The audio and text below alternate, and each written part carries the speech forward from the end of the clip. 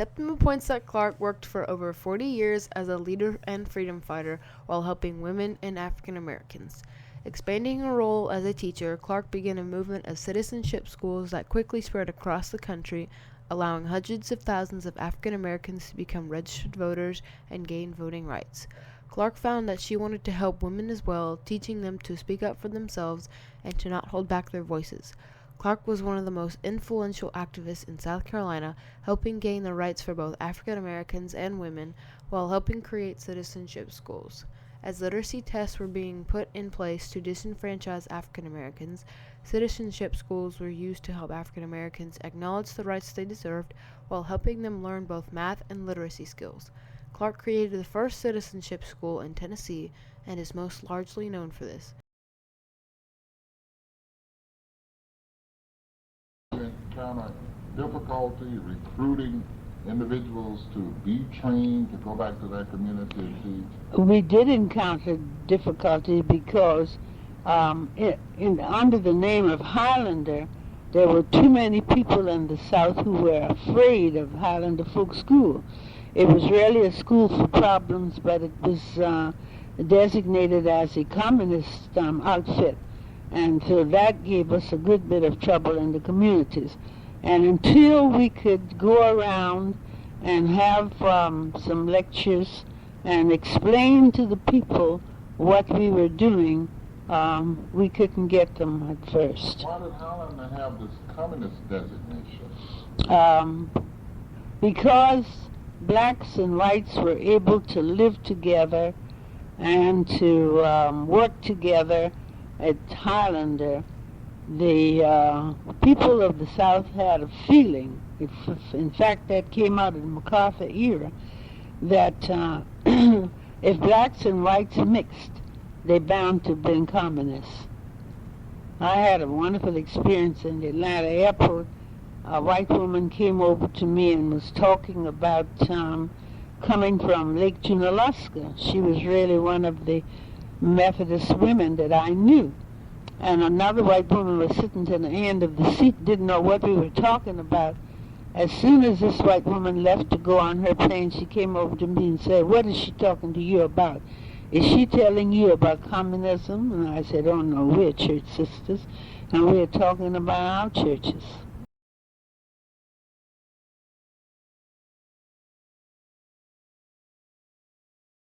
Clark created the first citizenship school in Tennessee and is most largely known for this. It allowed people to become registered voters and help people learn about the world surrounding them. This was their first real hope at largely spreading literacy to those who were uneducated. Citizenship schools were one of the largest changes for African Americans in voting and is considered extremely beneficial for both political and educational reasons. Teaching allowed Clark to spread her word. She was able to teach literacy to people who had never been given the chance at an education. Clark helped African American teachers in South Carolina gain rights. Clark spoke about the inequality black teachers had faced and worked to improve the segregation in South Carolina schools. Clark's participation in teaching and granting African Americans the right to teach opened up a new door to the possibilities they could have once they could teach, and how many lives they could change once they were able to teach in public schools. Clark had helped others be involved in politics and learn what was happening within the American government, and because teaching was so important to her, she was willing to fight for the rights of people who were interested in teaching others, which led to her participation in fighting for the rights of African American teachers. She first helped teachers when she left Johns Island in 1919, and in order to teach and to campaign for a law allowing black teachers in the Charleston public schools, the same year that the law was passed. Along with teaching and the creation of citizenship schools, Clark helped and supported the fight for women's rights. Clark was one of the few whom should receive credit but is never actually acknowledged for her help within the women's rights movement. She allowed women to speak up for themselves and to get the justice they deserved. However, it took at least 50 years for Clark to get this movement going. She preached in churches and anywhere she could to inform others of the changes that needed to come and the activism that needed to persevere. Rights for women have grown largely over time, and Clark was one of the first women of influence from South Carolina to convince women to speak up for what they believed and deserved regarding their rights and freedoms. Clark got women to see that they deserved more than they previously had. The citizenship schools fostered women's self-confidence in their leadership and helped them learn to speak their thoughts and voice their opinions.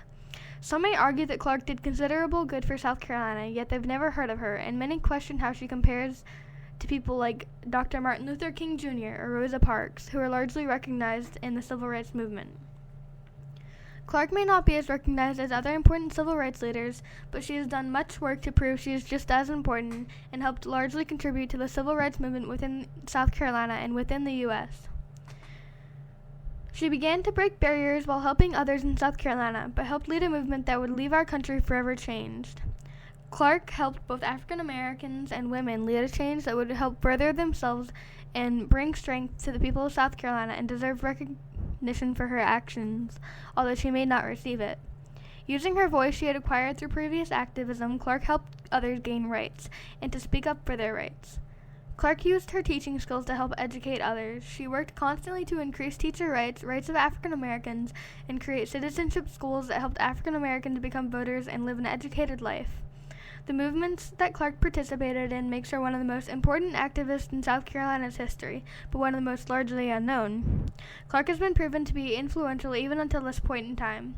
Without her, African American teachers might not have jobs in our public school system, receive equal pay as someone of a different race. Without her, African Americans might not be able to vote as they do today, or have an African American president. Without her, the segregation between African Americans and whites might still be present.